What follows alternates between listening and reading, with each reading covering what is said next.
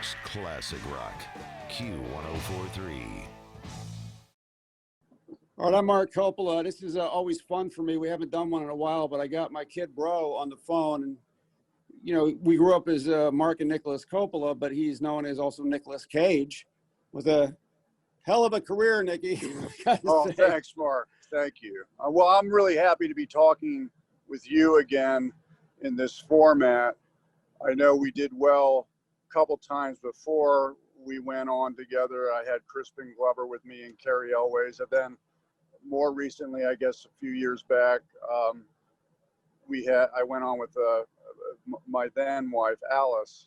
Yeah, and I guess that interview did well, right? We got some attention for that interview, which was exciting. we got a couple different ones. One got an award at the I think at the AIR Achievement in Radio Broadcasting, because I think what they liked about it was that you and I got to talk about our childhood. They get a different side. Like, I love that New York Times article you did with that gentleman. He was just prepared and knew stuff that I didn't know. And David Marchesi, yeah, he was a great journalist, and I was very happy with how that came out. It could have gone either way, as you know. It's always a little bit of a high wire act when you're going on record, especially with something as formidable as the New York Times, or even the Guardian in England. So, but I feel like when you and I can have a chance to talk, we can make things even more personal because of our history and how long we've known each other as children. Right. And, I think I just, for a quick second, we've told the story before, I'll go back, but you used to make, our middle brother, Christopher, used to make some Super 8 films, and you would act in them. And I saw you one day doing some stuff, and you were, I guess, couldn't have been more than 10, 9, 10, 11. And I said, he's going to be an actor one day. He doesn't even know it yet. You probably did know it, but it just, you could see that you had this way and this ease. And so that was very impressive. But the body of work you've done is, formidable. I liked last time we did something, we talked about Joe. I really enjoyed that performance very much. But since then, I really thought Mandy should have gotten an Academy Award nomination, but the Academy was doing their things at the time where they had different requirements. Now, things have changed a little bit more this year because of the whole pandemic thing, and they're given a little more leeway. And then I saw your movie Color Out of Space, the science fiction movie, and that was a great performance, and just like the way you did things in there, although some of it reminded me a little bit of a blending of our mother and father. Well, that's true. Today I'm glad you brought it up about the amount of movies and how long I've been doing it. Because what's interesting is I was doing those little movies with Christopher, and I enjoyed that. I was always watching the television set that we had, that ellipsoid Zenith television, and I'd rush home from school and wait for Jerry Lewis to come on, or a Godzilla movie. And I always felt like being those little people inside that television set was so much more interesting than what was going on around us in the living room at home. And we don't have to go into detail about that, but no, the television was my crystal ball, and I would sit on that little red throw rug, that round little throw rug. That became my magic carpet, and I would just transport myself into the television. But then, I went to high school, and I was 15. And who really discovered me was George Schlatter from George Schlatter Productions of the famous Laugh-In show. He also discovered Goldie Hawn, and he was doing a movie called The Best of television pilot called The Best of Times, where I met one of my oldest and dearest friends, Crispin Glover. He was the star, and I was 15, and that was my first professional job. Yeah. And at that time, I was like still in high school, and I remember Uncle would give, requests that I go straight to the set of One from the Heart and teach Raul Julia how to use nunchaku sticks. I'm still going to high school, but that was my first professional job. And so since then, 15, it's now been 41 years of doing this. And I don't think people really know that, because one of my heroes, James Dean, you know, it would be like if he had made movies for 41 years. Sadly, we didn't get to enjoy what would have happened with his trajectory, but he made 3 fantastic films. But that's how long it's been. It's been over 4 decades. So Yeah. it's kind of crazy. But I'm really happy that you pointed out Mandy, because I think things came back into focus for me in terms of what we could do with the horror genre. So Richard Stanley, who directed Color Out of Space, based on the H.P. Lovecraft short story, he hadn't done a movie in 20 years. Right. He was originally directing Island of Dr. Moreau, and then something terrible happened, and he didn't remain captain of that ship. But he's been doing other things. Then he came back with a vengeance with Color. And yes, what you said about Mom and Dad, definitely I was channeling, certainly Dad in most of the scenes, but towards the very end, I'm sure you could see some of the gestures that Mom would get up to. Well, one of the funny things about that performance was the fact that you'd be all angry and like have one personality as like the dad character, and all of a sudden you say, you know, like you didn't remember that happened. You go, what are you talking about? and you know, so I thought that was a very interesting choice. I haven't seen it played that kind of way before. The Ghost Rider films, before we get up to the current stuff, I really enjoyed those, and I really like what you did with those. I know the first one was a lot of CGI, but the second one was not. That's right. Except for the head. What was really cool about, the first one, Mark Steven Johnson directed that, and I really liked that movie. It was kind of like, for me, it was like if Disney had made a animated feature of the Faust story, which is one of the great stories in literature, Goethe's Faust. I mean, but you're dealing with subject matter that isn't really, you know, family friendly. It's not the sort of thing you can just, let's go watch a movie about a superhero who sold his soul to the devil. You know, that's, but it's so complicated. It's so philosophical that I think of all the superheroes, it's probably the most complex and philosophical. So I was excited to play the part. And for me, the first one, it was kind of like bringing a tattoo to life, like a flaming skull is such an iconic image. How can you animate that? How can you bring that to life? And what I was trying to do in the first one was also see how I could bring Edgar Munch's The Shout painting into the transformation moment where I'm screaming and holding my ears. I was trying to get that look like Munch's The Shout. So that was fun. The second one was directed by Brian Taylor and Mark Steven Johnson. And what's interesting about that movie was it was in terms of the big blockbuster budgets these days, that movie was 50 million. Yeah, it's a lot of money, but it isn't the 250 or the 300 million that the Avengers cost. And the reason why that movie was so effective visually is because of Brian and Mark. And Mark actually, he had patented a concept where he's on rollerblades. He's also a stuntman. So he would be on rollerblades with the camera, and he would do all these fancy moves on his rollerblades while on camera. And that's how he got all those cool shots. Wow. And that is on patent now, but he invented that. And then Brian was very adamant, who I then later worked with on Mom and Dad. Yeah. Brian was very adamant that I play Ghost Rider as well, that it can't just be a stunt man, playing the Ghost Rider and then Cage plays Johnny Blaze. You have to do both because the body language is important. So what I did was there's a famous New Orleans Loa, which is like a voodoo spirit, and his name is Baron Samedi. And his look is like almost like a skull. It's like Afro-Caribbean paint, like black and white makeup on the face. And so I had that on the whole time when I was playing Ghost Rider. And I didn't say a word to anybody in the on set, and it was terrifying. I think if they release that movie again, and they don't use any CGI, and they just have me in that Caribbean voodoo Loa look, that it would be even scarier. And so, but yeah, I'm glad you mentioned those movies. I like the movies.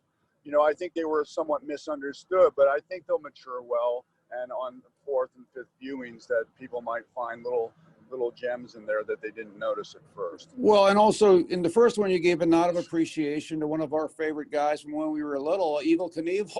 I mean, Yeah. That's Johnny Blaze was the Evel Knievel kind of character, which we just loved him. Yeah. So well, that's where the character came from, Mark. I mean, that's Stan Lee's concept, because Knievel was all the rage back then in the 70s, and so they created Ghost Rider based on the Evel Knievel story. So that really is how it happened. Yeah, it's fascinating. Now, Stan Lee wanted to give to bikers what he gave to surfers with the Silver Surfer, so he invented Ghost Rider for the bikers. But anyway, that's pretty cool, though. Yeah, it's a bit of comic trivia there. Yeah. Oh, and also with Joaquin Phoenix's Joker having only a bad guy, an arch villain in there, has a dark side to it, and that was very well. So yeah, that maybe that second movie should be released again, because the dark, I mean, and with Suicide Squad and things like that. I mean, these are all dark characters that are avenging things. So I mean, that's interesting. It probably would do very well again right now. I know the rentals are fine. I mean, well, Joaquin, who I had the good fortune of working with on 8mm, who I think is probably about as good as it gets, is probably, one of the best actors ever.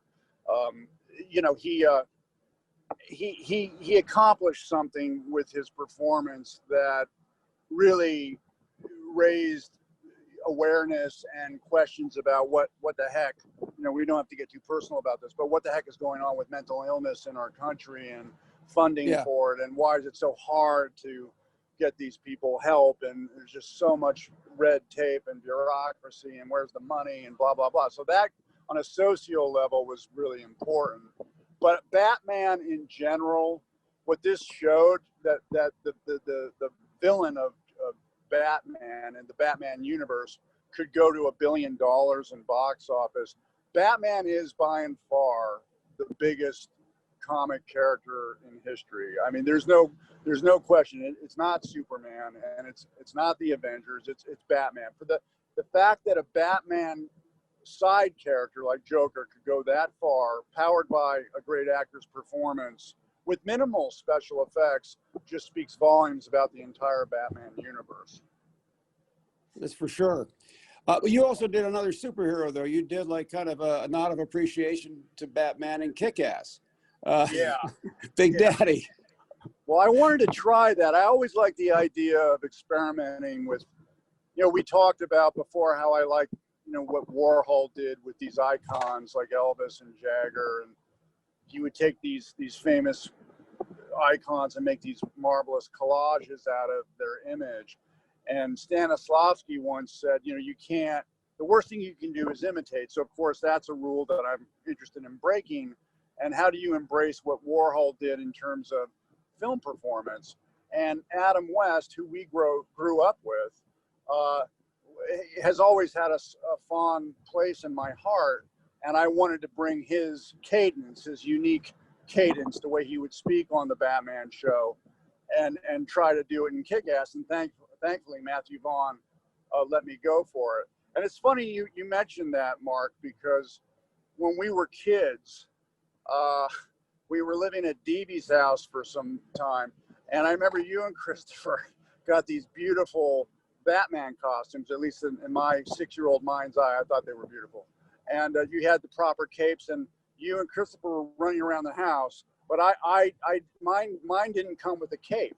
So Deevy, our grandmother, Louise, who we called Deevy, thanks to you, put a green plaid, it was a green plaid blanket as my cape, and it was scratching on my neck, and it was totally subpar. And that was the angriest I'd ever been at that age. I remember that, because you and Christopher were flying around the house, and I had this stupid blanket as a cape, and I was really upset. And then, well, what, I didn't give you the cape off my back? No, I don't remember that. I just remember the blanket. Maybe you did later. I mean, you were always Yeah. helping me out, but do you remember when DV gave us each an allowance and I was burying my money in the garden in the backyard? Yeah. I thought Christopher was going to steal it. Right. So I'm literally burying my money, which is interesting because I love that Beatles song, "Baby, You're a Rich Man," and then he says, "Baby, you keep all your money in a big brown bag inside the zoo." What a thing to do! So as I was burying the money and I listened to that song, I think about that memory.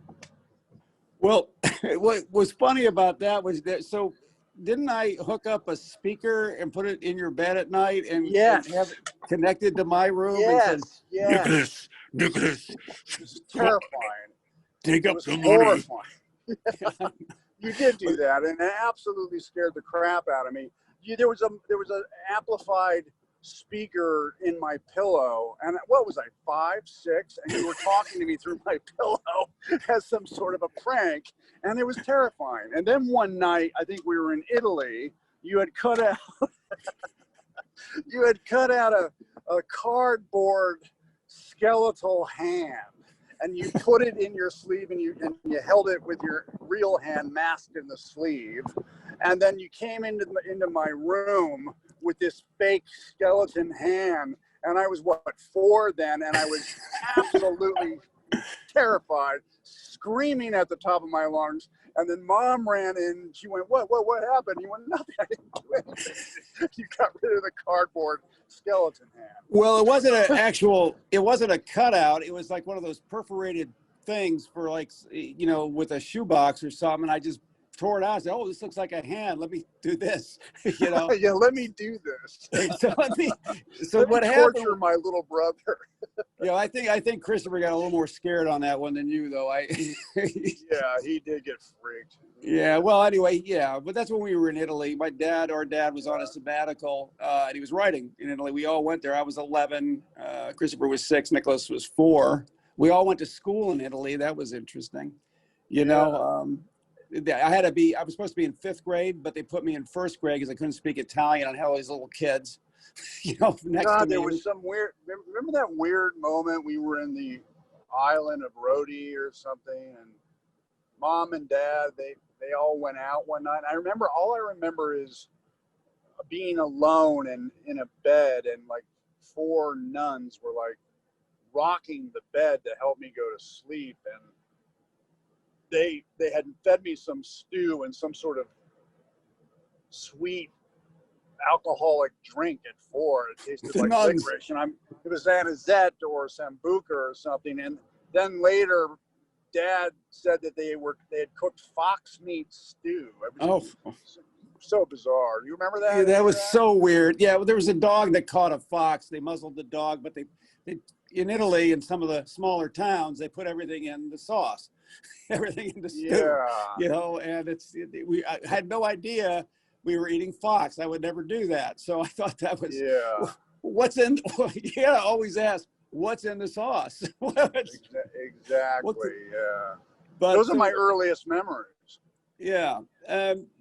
Before we get to the present here on stuff, the USS Indianapolis, Men of Courage, that was stayed with me a long time because, first of all, the only movie that was really made like that was Jaws, when the guy does the one monologue and he's telling the story of the USS Indianapolis. So I never saw a big budget film on that. They had some TV movies and things called Failure to Zig, but not a movie of that magnitude. And, I think that went over very well for our men and women of service too. I think they enjoyed it because it shows our armed forces and stuff.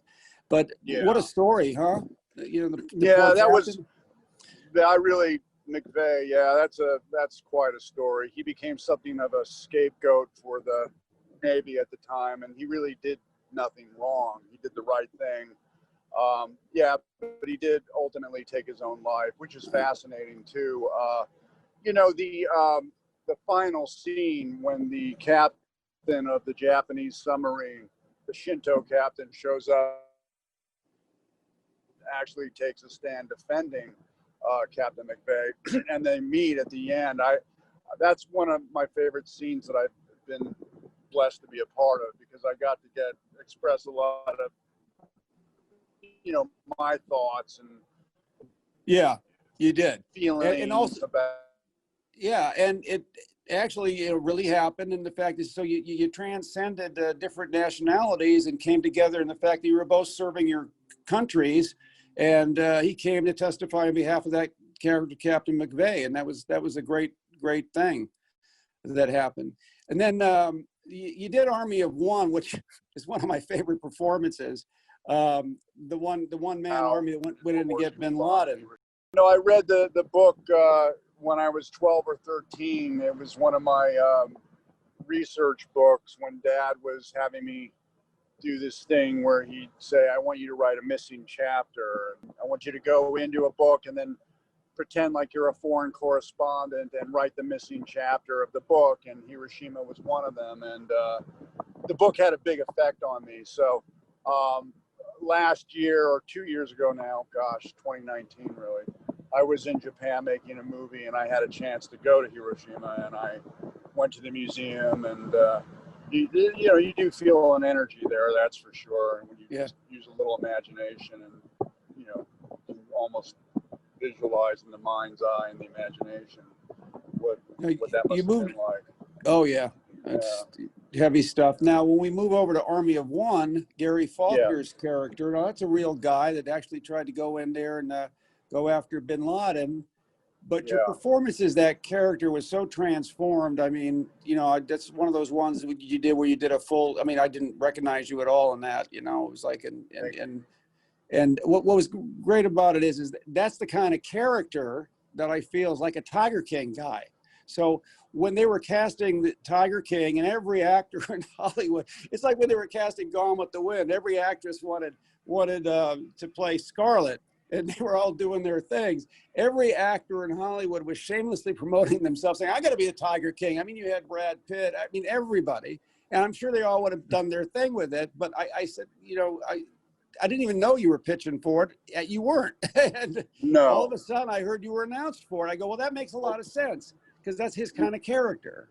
So, well, the thing that's interesting about that, Mark, is Dan, who's writing it, Lagana, he sent me an article. I think it was a Texas Journal article on Joe Exotic.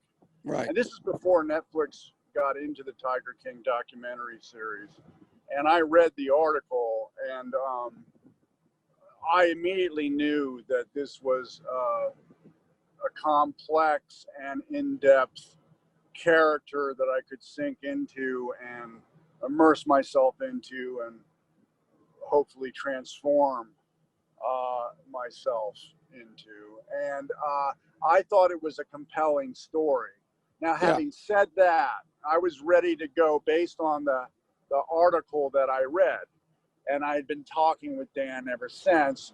And then Netflix launched the Tiger King show, which I have not seen. And I am on the fence whether I will or will not look at it. I mean, I'm going to probably immerse myself in all the research I can.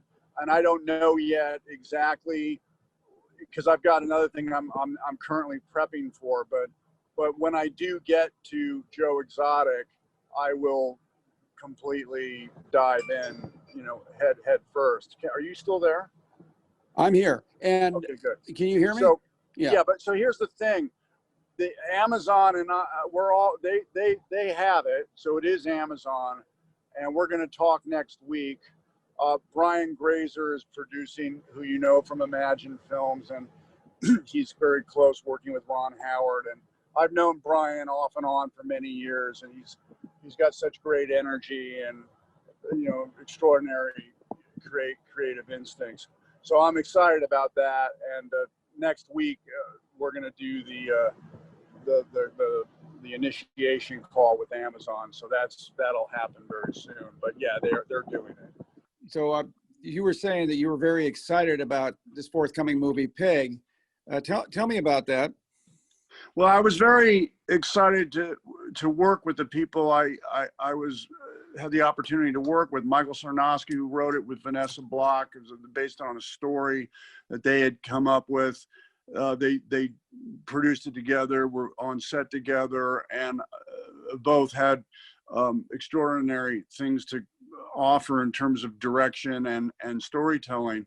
And it's a character that is really not like anything I've ever explored before. I play a one-time well-known chef in the Oregon culinary community, and something happened to him. It's never gone into. It's very implicit. They keep it enigmatic. But what happens is he ultimately becomes a recluse and lives in the forest with his pig, which is she's a truffle pig, and that's how he survives. The truffle pig, which is big business, you may know that these truffles are very valuable, almost worth their weight in gold. And the pig finds them, and then my character's name is Rob, and he gives them to the character that Alex Wolf plays, Amir, and Amir sells them. And what happens is one thing leads to another. I don't want to spoil it for you, but I want to make it clear that somebody steals the pig, and then it's a path that I have to find my pig. And this is not in any way, a revenge picture. It's very much a tone poem. It's very almost like a haiku. And I was happy with the results.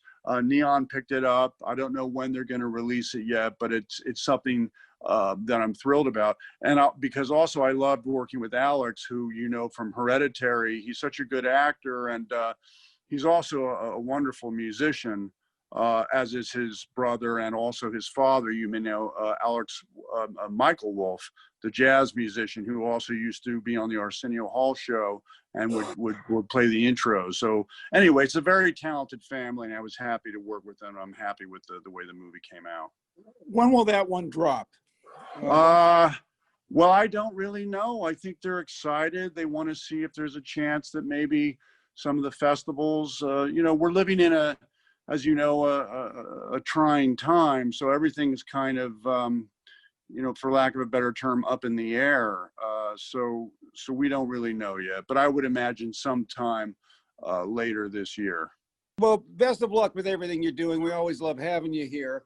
And I also like talking about our childhood and stuff, but what's going on in your life now that's really exciting, maybe on a personal level or something?